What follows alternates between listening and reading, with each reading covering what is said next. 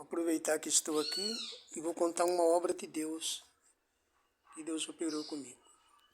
Deus já preparou um instrumento, um violino, aqui dentro da nossa casa, e eu fiquei em oração para ver onde era que tinha essa criança para entregar esse violino. E Deus preparou de saber que na cidade de Iguape tinha uma criança que precisava de um instrumento. Liguei para o cooperador, dizendo que Deus já tinha preparado o instrumento da criança. Ele falou para mim que tinha uma criança que precisava de um instrumento. Tinha 4 meninos estudando violino, 3 tinha e o outro não. E me prontifiquei a levar esse instrumento, mas não sabendo que era por cumprimento de uma palavra de Deus.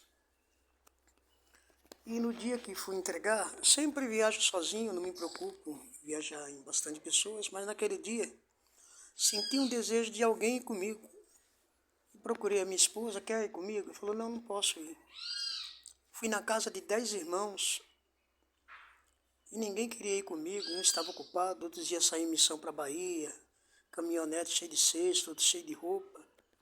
Eu fiquei na preocupação, falei, mas não tem ninguém que queira ir comigo. Aí de repente apareceu um português, chegou de Portugal. Estava na casa do nosso irmão Joel, que é aqui do Parque Dom Pedro, congrega no Parque Dom Pedro com a sua esposa. E Joel falou para mim, irmão Nelson, não tem ninguém que possa ir com você, que nós estamos em missão, saindo para ir lá para a Bahia. A caminhonete está repleta de cesta e de roupas, e nós vamos levar para os irmãos lá. E eu perguntei se esse português não queria ir comigo. Ele se prontificou e tinha chegado 10 horas da noite no dia anterior. Dormiu e a primeira missão dele, Deus levou ele para comigo. Mas sem eu saber que Deus estava operando uma obra e cumprindo a sua palavra. Então liguei para o cooperador na cidade de Iguape e ele nos esperou no quilômetro e tal. E quando chegamos lá, irmãos, nos recebeu com amor e perguntou, quem é esse moço? Eu falei, esse moço é de Portugal, é nosso irmão, chegou ontem. Ele começou a chorar, não falou nada. E fomos para sua casa, nos recebeu gostoso, almoçamos. E eu estava achando que era por causa do instrumento que Deus tinha preparado de levar. Mas, irmão, Deus cumpre tanta coisa bonita na nossa vida e na vida dos nossos irmãos.